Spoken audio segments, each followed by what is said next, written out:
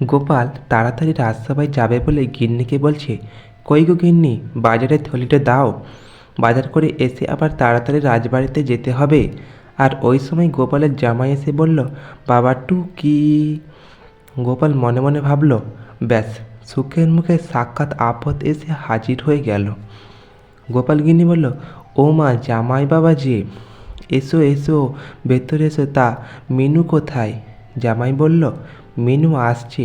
আসলে মা, আমার খুব খিদে পেয়েছে তো, তাই আমি দৌড়ে দৌড়ে মিনুর আগেই চলে এসেছি। ভালো করেছি না মা? গোপাল গিন্নি বলল, বেশ করেছো বাবা, বেশ করেছো। তা কী খাবে বলো, মুড়ি না লুচি?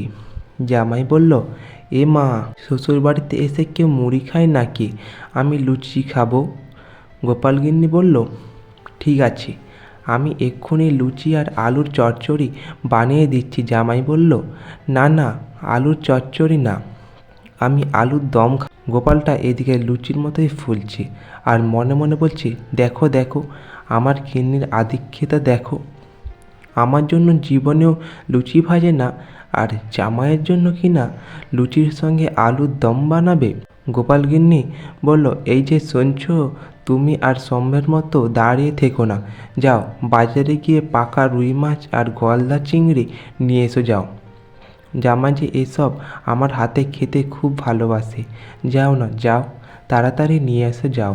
গোপাল মনে মনে ভাবছে, নাও, এবার রাজ্যের খরচের ধাক্কা সামলাও। এই বলে বাজারে গিয়ে সব কিনে এনে দিল। রাজসভায় চলে গেল। গোপাল রাজসভায় যেতে মহারাজ বলল, সবাই দেখেছে, চলে এসেছি, আজ তোমাদের সঙ্গে বিশেষ আলোচনা আছে। মন্ত্রীমশাই বলল, আলোচনা আছে যখন, তাহলে বলেই ফেলুন মহারাজ। মহারাজ বলল, আগামী বুধবার আমার বাবার মৃত্যুবার্ষিকী, তা আমি ঠিক করেছি ওই দিন আমি আমার সব প্রজাকে এক ভার করে রসগোল্লা বিতরণ করব। কবি বলল, বাহ বাহ, খুব ভালো মহারাজ। মহারাজ বলল, কিন্তু কাজটার মধ্যে বড় সমস্যা তৈরি হয়েছে। মন্ত্রীমশাই বলল, এতে আবার সমস্যা কিতে ভোলা মহারাজকে বলে দেব। মহারাজ বলল, এ তো লোকের রসগোল্লা ভোলা বানিয়ে দিতে পারবে না। মন্ত্রীমশাই বলল, পারবে না বললেই হলো, ও না পারলে ওর ঘাড় ধরে করিয়ে নেব।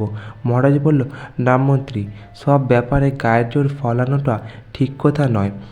আর আমি নিজেই ভোলাকে ডেকেছিলাম, কিন্তু ও পিঠের ব্যথায় বড্ড কাবু হয়ে আছে। রাজপণ্ডিত বলল, তাহলে এক কাজ করুন মহারাজ, মিষ্টি বানানোর ভালো লোক এনে বাড়ি মিষ্টি বানান। মহারাজ বলল, আমিও সেটাই ভাবছি, কিন্তু বাড়িতে মিষ্টি বানাতে অনেক যে হ্যাপা, তো এত হ্যাপা কে সামলাবে? মন্ত্রীমশাই বলল, কেন মহারাজ, আমি আছি তো, শুধু টাকা দিয়ে দেন, দেখবেন ভালো ছানা এনে আমি সব করে দেব। মন্ত্রীমশাই তো মনে মনে ভাবল, সেই সঙ্গে মোটা অঙ্কের টাকা পয়সা পকেটে ভরব। মহারাজ বলল, না মন্ত্রী, না, তোমার ওপর ঠিক ভরসা করতে পারছি না। মন্ত্রীমশাই বলল, কি বলছেন কি মহারাজ, আমি এই রাজ্যের মন্ত্রী, আপনার পরেই আমার স্থান, আর সেই আমাকে আপনি ভরসা করতে পারছেন না?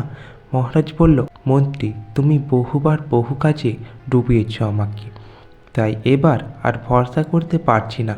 গোপাল, ও গোপাল, তোমাকে এই দায়িত্ব নিতে হবে। গোপাল বলল, আপনার দেওয়া এই দায়িত্ব আমি মাথায় বেঁধে নিলাম। মন্ত্রীমশাই আবার মনে মনে ভাবতে থাকলো, যা, গোপাল দায়িত্ব নিয়ে নিল, আমার পকেট ভরবে কি করে? মন্ত্রী মহাশয় মহারাজকে বলল, মহারাজ, এবারের দায়িত্বটা আমাকে দিয়েই দেখুন না, কোথা দিচ্ছি, ডোবাবো না।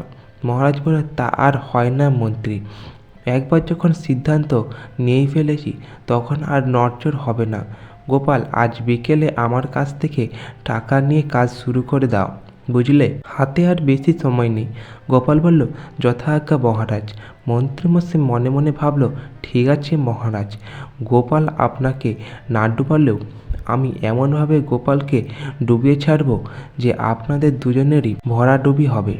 গোপাল বাড়িতে এসে গিন্নিকে বলল যে মহারাজের বাবার মৃত্যুবার্ষিকীর কাজে রাজ্যের সব প্রজাদের এক হাঁড়ি করে মিষ্টি দেবে।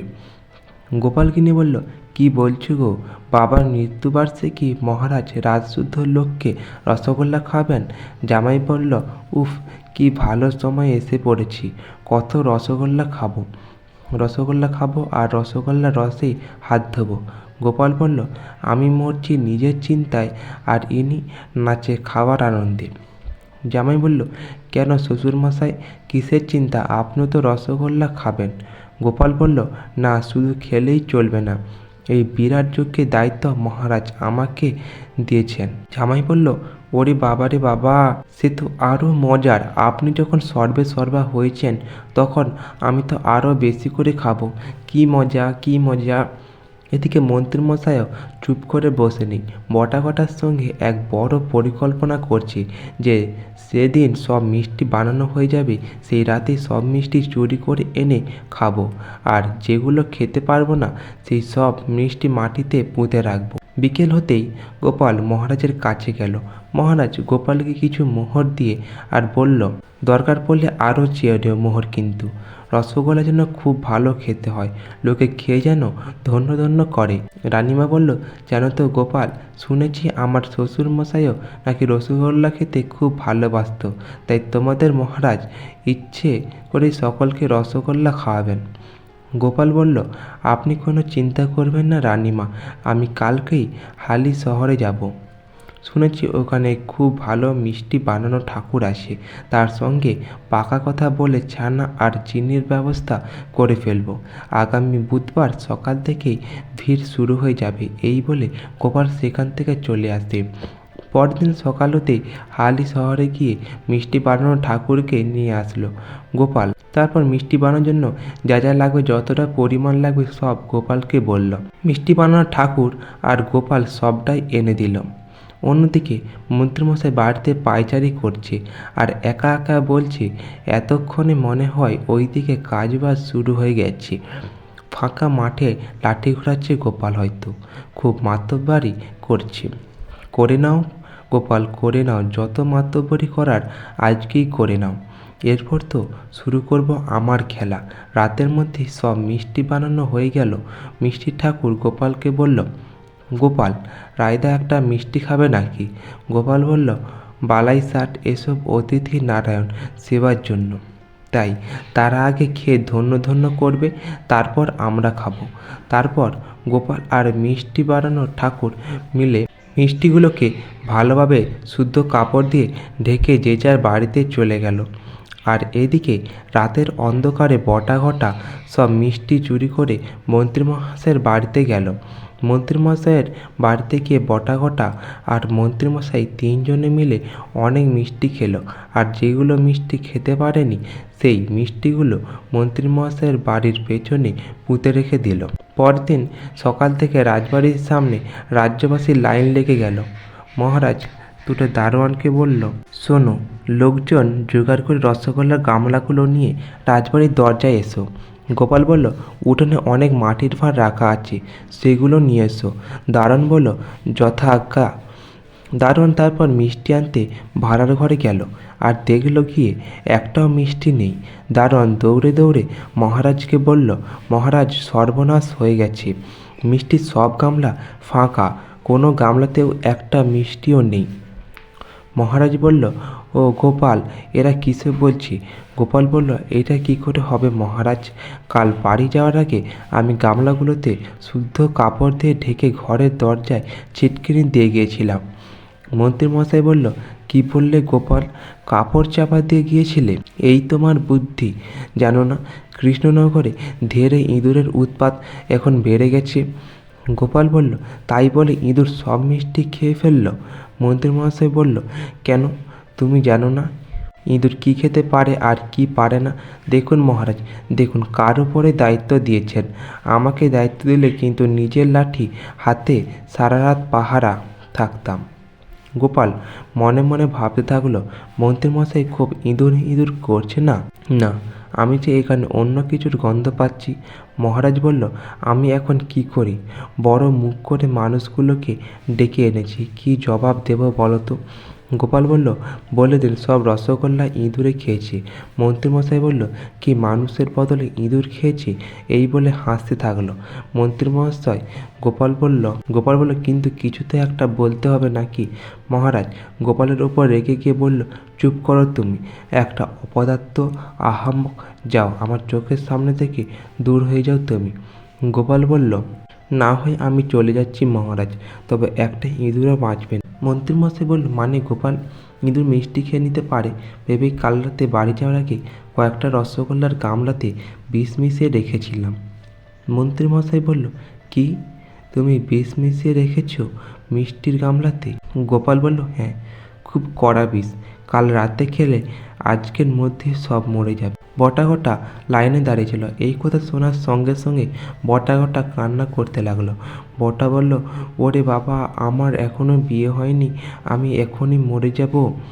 ঘটা বলল, আর আমি মরে গেলে যে আমার বউটা বিধবা হয়ে যাবে, এই বলে কান্না করতে লাগলো আর থুথু করতে লাগলো।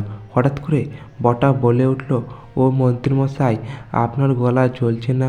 গোপাল মনে মনে বলল, বাহ বাবা, মুখের ওষুধেই দেখ জব্বর কাজ করেছি। মহারাজ রেগে গিয়ে বলল, বটাঘটা, এইসব কি বলছিস তোরা? বটাঘটা বলল, আমাদের কোনো দোষ নেই মহারাজ, এ মন্ত্রী বেটার কোথায়? কাল রাতে আমরা ভাড়ার ঘর থেকে সব রসগোল্লা চুরি করেছিলাম। মহারাজ বলল, মন্ত্রী, এসব তাহলে তোমার কাণ্ড? মন্ত্রীমশাইও কান্না করে বলছে, শুনেছি মরার আগে মিথ্যে কথা বলতে নেই মহারাজ, মিথ্যে কথা বললে নাকি নরকবাস হয়, তাই সত্যি কথাটাই বলছি। গোপালকে সকলের সামনে ছোট করব বলেই আমি এই কাজ করেছি মহারাজ, এটা একেবারেই সত্যি বলছি আমি। গোপাল বলল, এবার তাহলে আমি সত্যি কথাটা বলে ফেলি। রসগোল্লায় কোনো বিষ আমি মেশাইনি, শুধু দুপা ইঁদুর ধরার জন্যই আমি এটা বলেছিলাম। মন্ত্রীমশাই বলল, তার মানে কোথায় গেলে তুমি আবার আমাকে ফাঁসালে? গোপাল বলল, একটু আগে কি বলেছিলাম, গুরুরও গুরু থাকে, তাই আপনি গুরু হলে আমি হলাম গুরুরও গুরু। এদিকে লাইনে দাঁড়িয়ে থাকা এক রাজ্যবাসী বলল, মহারাজ, সকাল থেকে আমরা এই রৌদ্রের মধ্যে আমাদের এইভাবে হয়রান করার জন্য ওই মন্ত্রীমশাইকে কিন্তু শাস্তি দিতেই হবে। মহারাজ বলল, হ্যাঁ, শাস্তি তো পেতেই হবে মন্ত্রীকে। আজ রাতের মধ্যে এই বটাঘটাকে সঙ্গে করে আবার রসগোল্লা বানাতে হবে তোমার, আর এবার সব খরচা তোমার। মন্ত্রীমশাই বলল, এত টাকা আমি কোথায় পাবো মহারাজ, কোথায় পাবো? মহারাজ বলল, সেসব আমি জানি না, আর না পারলে তিনজনের কঠিন শাস্তি হবে। মন্ত্রীমশাই তো কান্নায় ভেঙে পড়ল।